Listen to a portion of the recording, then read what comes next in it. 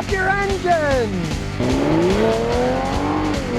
All right, here we go. Jeep is recalling 2014 to 2019 Jeep Grand Cherokee with the Eco diesel engine because they might start on fire. As I said before, Eco and diesel, they don't even belong in the same sentence. Diesels pollute more. They're not eco-friendly whatsoever. These Eco diesels, they may say Jeep on them, but they're Italian engines. They're made in Italy. Well, not the greatest combination in the world. Take an Italian diesel, put it on a Chrysler vehicle, and now they might start on fire. It turns out the EGR cooler might crack, then it might let vaporized coolant get into the EGR system, which is sucked into the engine and burn. Not a good thing. You do not want coolant being sucked into a diesel engine. They're talking about a risk of fire. You know what old Scotty's talking about? A risk of blowing up your engine. If you get too much water introduced to a diesel engine while it's compressing, it will blow up. Even a gasoline engine. If you get bad enough water inside, we call them hydrolocking, you can bend the inside of the engine, and diesels have even more pressure. So it's worse than what they're saying. It's not just a fire, it could blow up your engine. Now, they're not going to recall until December 31st, starting December now. So, as usual, if you have a problem between now and then, just make sure, have some kind of follow-up for it. Film it with your camera. Show what happened. Because let's say this blows your engine, you can make them buy you a new engine. Don't let them BS that, oh, you need a new engine, now you got to pay for it. It could be because that cooler cracked. That if it did crack and too much coolant gets into your engine, fire is one thing, but the engine might even blow up. Another example of Fiat and Chrysler making bad products, putting Italian diesel engines in American vehicles. Chrysler used to put really good Cummins American engines as their diesel engines. They were great engines, but hey, Fiat took over. Oh, they're not going to use American engines. They're going to use stupid Italian diesel engines that are notorious for having problems. And here's yet another one. They're recalling them. Hey, Carol says, I need to purchase a new air door actuator for my 2001 Buick Regal. Most of the options at AutoZones are over $100. I can find them on Amazon for as little as $20. Normally, I'd stay clear of Chinese electronic parts, but saving $100 is tempting. Am I making a mistake? If you're going to save that kind of money, an air door actuator is not that crucial of a part. They're relatively simple to manufacture. I'd say go ahead. Now, let's say you were looking at a mass airflow sensor. I'd say no. That's the main brain for your fuel injection system. It has to be perfectly set up. You wouldn't want to do that. Amazon stands behind their products. You put it in, it doesn't work, send it back. You get your money back. Amazon is very good for that. I've gotten things from them that didn't work, and I sent them back, and I always got my money back. In that case, go ahead. It's not that important of a part. But like I said, if it's a real important electronic part, I wouldn't, because odds are the really cheap one isn't going to work. Because I see that even at the discount auto parts stores. You buy something made in China, like a MAF sensor, and maybe it's $120,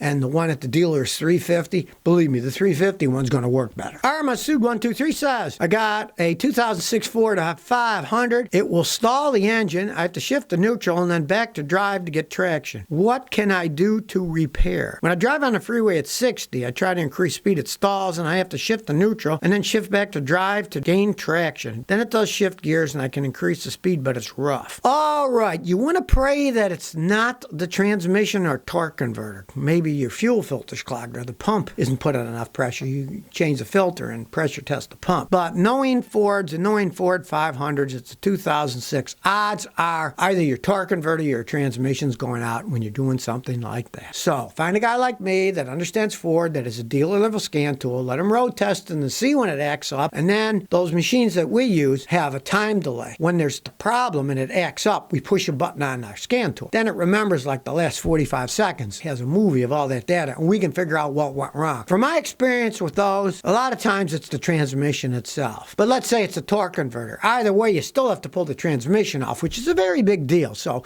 you don't want to just guess, say, oh, I'll take it, I'll put a torque converter, put it back on, and then find out it's the transmission. You'd spend all that money for nothing. Unless you're doing it yourself, and try the torque converter first. But you're better to get a guy like me to figure it out, and then you know what to do. And you might say, 15-year-old Ford 500, you didn't give the mileage. Maybe I don't want to put that kind of money into the vehicle, and then go get something else. Or just live with it and drive it that way. I had Fords that acted up. I drove them 5 years acting up, and they still ran. I didn't care. 09 Journey Help says, could a bad ground drain a battery? I see a ground strap from the engine to the body is corroded. The battery drains, and it isn't simply a charging issue. There could be a charging issue because of this, but when the battery's fully charged, it still dies after a while. Yeah, had more than one problem, obviously. But the ground strap is needed so that everything will run right and that the alternator will charge, because the alternator has positive electricity and the body of the alternator is grounded with negative electricity. Well, it's grounded to the engine. Then the engine's grounded by the ground strap to the battery. So it won't charge right. It won't make it drain just sitting if the strap doesn't work. If the strap doesn't work, it won't charge it up right. But let's say you said here you charged it with a battery charge, and then if it sits a while, it'll be drained again. You got two problems. Fix the cable, which obviously you're done. You've seen that. You got another drain problem.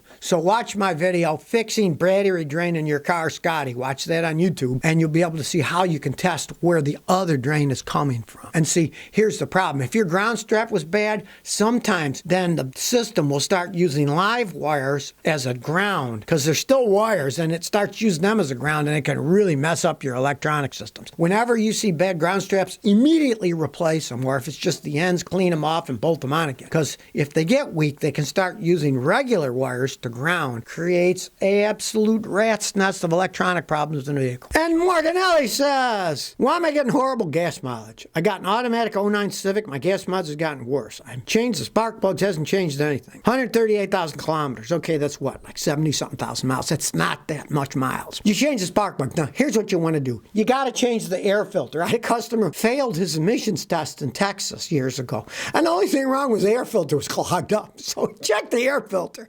Also change the fuel filter. What you also want to do is, if things have carboned up inside the intake, watch my video, make your car run better with a little spray cleaner. It'll cost you about $16 for the cleaner. You can watch it. You'll clean the throttle, clean the mass airflow sensor. Normally that will fix all your problems on a Honda that has that tiny amount of mileage on it. It's not that many miles. And a lot of times it's just a clogged air filter, clogged fuel filter. You want to check all that stuff out first. Kipper98 says, got 03 Santa Fe, 180,000 miles. When I fill it up with a fuel pump, it keeps shutting off. I check the canister, it's not blocked, the vent valve isn't shut. What else could cause the problem? Realize that the evap vent valve is computer run. The first thing I would do would be just change the evap canister vent valve. That almost always fixes it on 06. Now, if it doesn't, you could have things clogged in the hose that goes to it. I made a video about this years ago, and as nutty as it sounds, there are certain spiders that are attracted to the smell of gasoline. I guess it mimics their pheromones. So they think there's another hot spider in there, and they get in there and they make nests and stuff. So it could be as simple as there's nest in there, or mud got clogged in there, or dirt or little rocks. It could be that the system is plugged out. And I even show in the video, you can get some compressed air, stick it in there and blow it. Sometimes it'll blow the crud out and it'll start working again. So you don't want to check that. But most of the time it's a bad evap canister vent valve. And the only way you can test those things is a guy like me who has a bi-directional scan tool that can test things, and we can open it, close it, make sure it's operating correctly. Otherwise, you're just guessing. You can just want to change that valve out. I do that anyways, because that's a very common problem with those things. If you don't have spiders that are nesting inside that stupid vent hose. I Am Grat says, I got an 04 GMC 2500. The climate control module stopped working. The lights work on the screen, but it displays temperature and fan speeds off. The AC doesn't blow when it happens. I brought it to a shop, they fixed it, and I turned it on and it happened. How can I fix it? Well, first, go back to the other shop. I'm assuming you paid them money, and tell them they're going to fix it free, or just give you your money back and go someplace else. From my experience with those things, and I've worked on tons of them, the actual control unit in the dash goes bad all the time. I got a customer with one. He did put a lot of mileage on it. He had like 300-something thousand miles, but I had to replace 3 of those units over the years because they're made like junk by GM and they break all the time. That's probably what you need. He didn't fix it right, so either have him fix it free or get your money back and go someplace else, and they'll probably tell you you need the new control unit and have it replaced. It's a known flaw. Then, of course, it has to be reprogrammed to work in the car anyway, so even if you did it yourself, you're going to have to pay a mechanic to reprogram it so it will operate. GM's kind of evil when it comes to that. Parts that you can't just plug and play, you got to get them reprogrammed so the mechanic gets his cut, and a lot of people don't know how to do it, so they end up back at the dealer, and the dealer makes money fixing your car. That's probably what's wrong. Try the guy first. Maybe he's honest. He'll say, okay, I'll fix it free. If not, get your money back and go somewhere else. Always be logical. Get your car fixed. It's not fixed. Either have him fix it free or get your money back and say, okay, I understand. You didn't fix it right. Just give me my money back and I'll go someplace else. People need to be honest if they're going to be like that. And fix it free the second time and it works, great. Everybody has a chance to make a mistake. But they're not. Just get your money back and go elsewhere. Plenty of mechanics out there. And that's why when you find a good one, stick to them. Don't start pricing around. Not a smart thing to do.